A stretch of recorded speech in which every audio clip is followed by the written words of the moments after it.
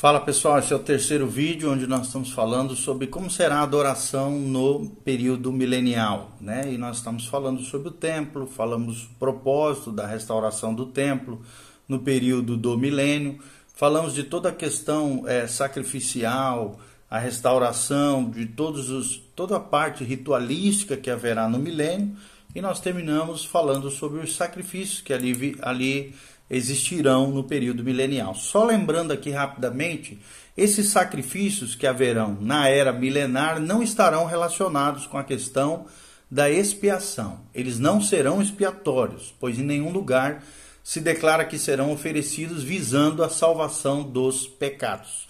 O segundo destaque que nós trazemos para vocês é que esses sacrifícios serão apenas memoriais quanto ao caráter, ou seja,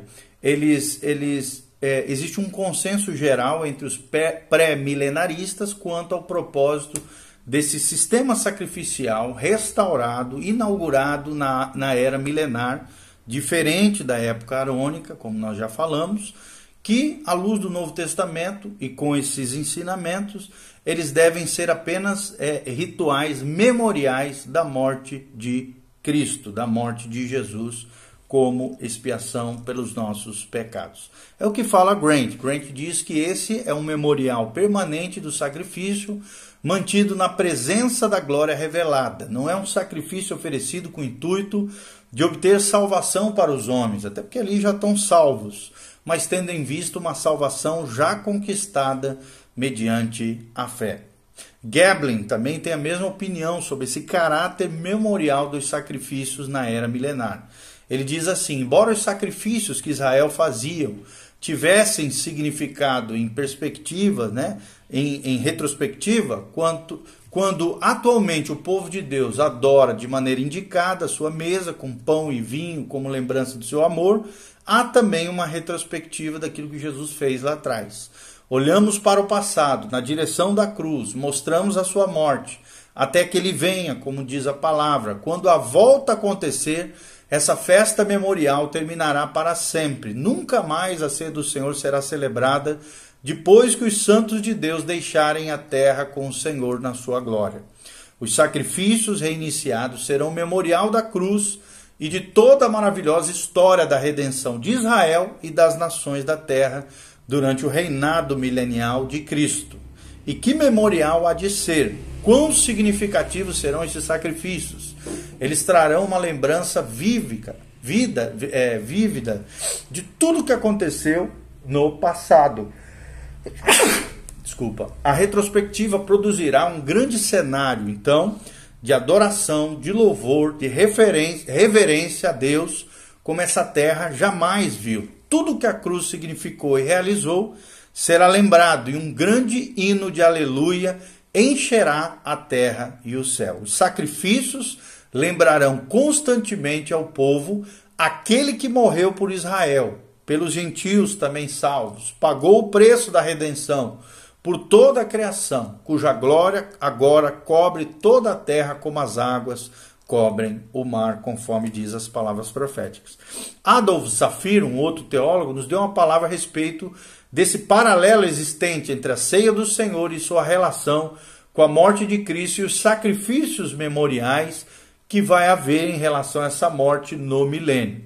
Ele diz o seguinte, Adolf Saphir, na sua obra Christ and Israel, ou Cristo e Israel. Ele diz: não poderíamos supor que o que era típico antes da primeira vinda de Cristo, apontando para a grande salvação que estava por vir, possa, durante o reino, comemorar a redenção já realizada? É a pergunta. E a resposta é que na ceia do Senhor comemoramos a morte de Cristo. Repudiamos totalmente a doutrina papal da repetição da oferta de Cristo. Não acreditamos em tal renovação do sacrifício, mas obedecemos, agradecidos, ao mandamento que Cristo nos deu de celebrar a sua morte de tal maneira que um memorial externo seja apresentado ao mundo e um sinal e um selo aparentes e visíveis sejam dados aos participantes que nele creem. Não poderá também semelhante plano suceder à ceia do Senhor, que sabemos então terminará com o seu retorno? É a pergunta que fica.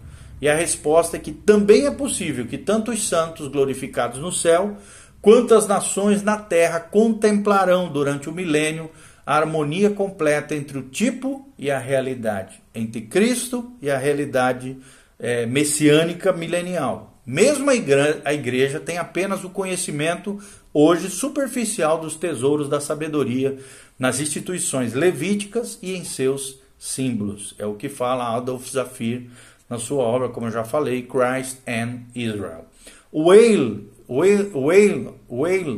um outro teólogo, também declara a seguinte proposição: o pão e o vinho da ceia do Senhor são para o crente símbolos e memoriais físicos e materiais da redenção já adquirida lá atrás. E esse será o caso também com os sacrifícios restituídos em Jerusalém no milênio. Eles serão comemorativos, como os sacrifícios antigos que se davam em perspectiva. E por que não? Porque existia alguma virtude nos sacrifícios legais que prenunciavam o sacrifício de Cristo?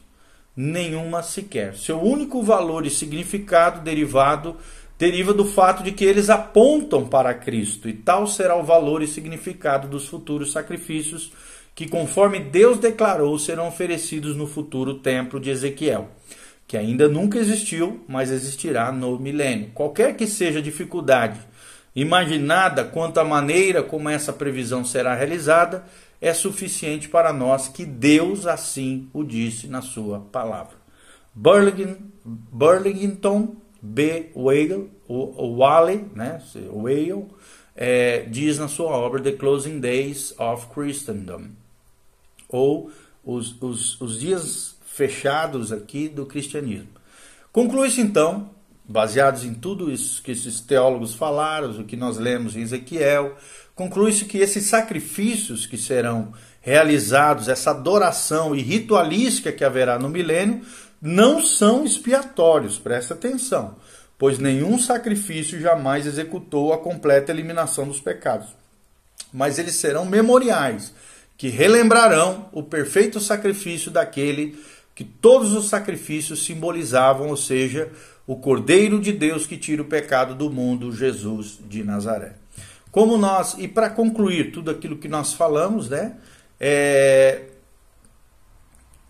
só para lembrar aqui, essa visão, então, o Novo Testamento esclarece que a nova aliança se baseia no sangue do Senhor Jesus Cristo. Está lá em Hebreus 8:6, Hebreus 10:12-18 e Mateus 26:28. Logo, podemos afirmar que a salvação no milênio estará baseada no valor da morte de Cristo e será apropriada pela fé, conforme Hebreus 11:6. Assim como Abraão, pela fé, se apropriou da promessa de Deus e foi justificado, conforme Paulo relata em Romanos 4:3, a expressão da fé salvadora se diferenciará das expressões exigidas no presente, mas os sacrifícios devem ser vistos como meras expressões de fé e não como meios de salvação nesse período milenial. A visão gloriosa de Ezequiel, prestem atenção, revela que é impossível localizar seu cumprimento em qualquer templo ou sistema que Israel tenha conhecido no passado.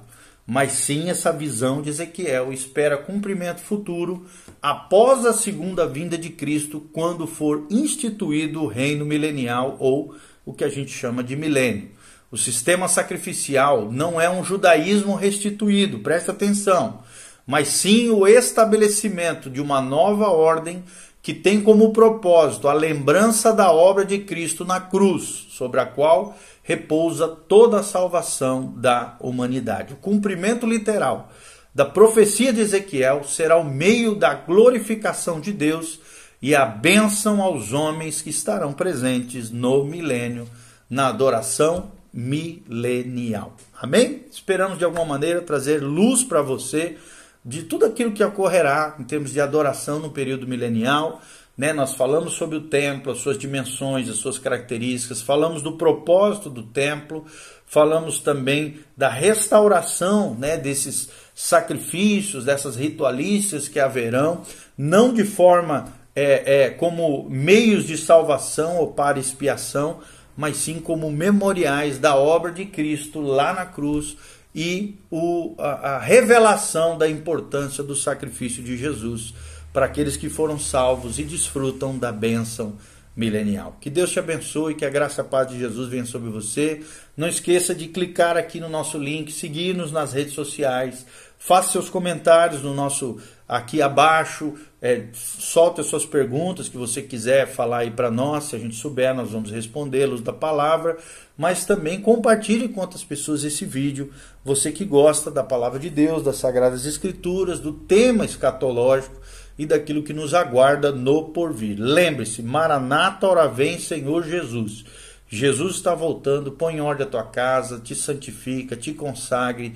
Jesus está voltando para buscar uma noiva sem mácula, nem mancha, nem ruga, um povo de propriedade exclusiva, a herança do Senhor, um povo fiel, um povo perseverante, um povo que obedece à palavra de Deus, um povo quebrantado, humilde, que realmente se arrepende dos seus pecados e vive uma vida séria, correta, no temor do Senhor e em submissão e obediência ao Espírito Santo de Deus. Que Deus abençoe a sua vida, a sua casa, a sua família. Um grande abraço em nome de Jesus. Vamos adorar ao Rei aqui agora e trazer, como diz Jesus, venha a nós o teu reino, seja feita a tua vontade, assim na terra como é feita nos céus. Podemos experimentar um vislumbre,